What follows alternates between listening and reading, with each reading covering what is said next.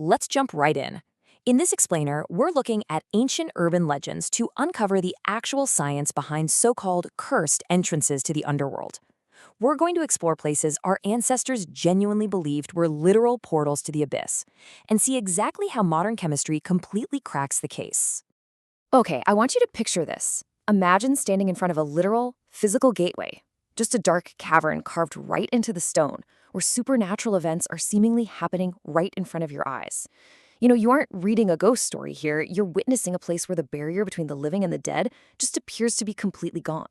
For the ancient people who stood at these thresholds, the gates of hell, yeah, they weren't abstract concepts. They were real, terrifying places on the map. Now, to really understand this, we need to ground our mystery in a very specific, documented location, a Plutonian. Basically, a Plutonian was a sanctuary or a temple dedicated to the god Pluto, or Hades if you're looking at the Greek tradition, and it was historically believed to be a direct, physical entrance down to the underworld. Our focus today is on the absolute most infamous of these sites, located in the ancient city of Hierapolis. This temple right here, this is the scene of our historical crime. So let's set the cursed scene at Hierapolis. This absolutely wasn't just some quiet place for prayer. It was literally an ancient, locked room mystery where deadly events regularly unfolded in broad daylight. Imagine this enclosed stone arena surrounding a misty cave entrance. Spectators are gathering in the upper seating areas, right? And they're watching as these rituals are performed below. But the arena had this incredibly dark, menacing reputation. Anything that crossed the threshold of that cave, well, aside from a chosen few, would mysteriously and suddenly drop dead without a single drop of blood being spilled. And this brings us to a really bizarre contradiction that totally baffled the ancient world. On one hand, you have animals, bulls, birds, sheep. They're led into the mist and they drop dead almost instantly from this invisible killer. But on the other hand, the religious figures, the priests of the temple, they walk into that exact same mist, perform their duties, and they remain completely unharmed. I mean, they emerge breathing and speaking normally, proving to the masses that they somehow possess this divine, supernatural protection. But here's the thing. Hierapolis was not an isolated freak occurrence. When we step back and actually analyze the historical data, we find a whole categorical list of haunted or cursed sites that share this exact same pattern. They're always located near specific geological cave formations or thermal springs. They all feature this unexplained instant animal mortality, and they always involve human survivors, usually the local priests or shamans who use the phenomenon to claim they have magical powers. It's a repeatable pattern across different cultures, which means, well, it isn't magic. It's a system. And that brings us to the core investigation, myth versus reality. To the ancient spectators watching a bowl collapse at the mouth of the cave, the explanation was pretty obvious. They were witnessing Hades' deadly breath.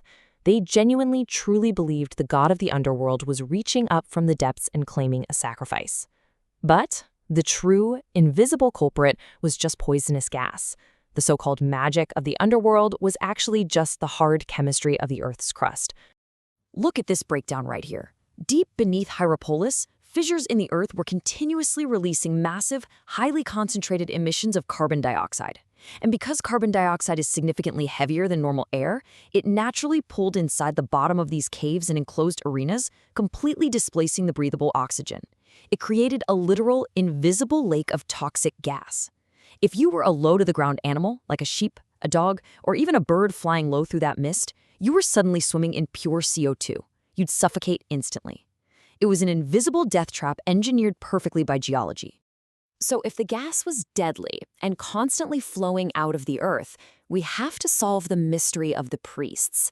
How in the world did they survive the exact same environment that was instantly killing the sacrificial animals? If there was no divine intervention from the gods happening, what was their secret? Well, it turns out their grand miracle was basically an extreme, ancient version of a pole party trick. Here's how it worked. Step 1, because CO2 is heavy and settles right at the bottom, the breathable air gets pushed up. The priests, standing tall, naturally had their heads in an elevated oxygen pocket, while the animals right below them suffocated. Step 2, if they had to reach down to retrieve a fallen animal, they literally just held their breath when descending into that heavier toxic gas layer. And step 3, they emerged looking completely unbothered and convinced the terrified masses that they're actively communicating with the underworld. So no, it wasn't magic. It was just localized knowledge of gas density and, honestly, some incredibly good lung capacity. Discovering this trick doesn't just ruin a really good ancient magic show. It actually triggers a massive paradigm shift in how we understand human history. It completely reevaluates the function of ancient mythology. We tend to look back at these past civilizations and kind of brush them off as naive or endlessly superstitious. But the reality of the Plutonian at Hierapolis forces us to look at them with a profound, newfound respect. And this brilliantly illustrates why this matters. We really need to stop viewing these stories solely as primitive superstitions and magic. Instead, we've got to recognize that these myths were actually incredibly astute early interpretations of highly complex geological and chemical events. The ancients saw a definitive cause and an effect that they just couldn't see with the naked eye. They knew something invisible was coming out of that rock and killing things. They just didn't have the periodic table of elements to name it carbon dioxide. So they named it Hades. Ancient mythology was an early data interpretation of complex geological and chemical events. Just think about that for a second. Our ancestors were, in their own completely unique way, acting as humanity's very first data scientists.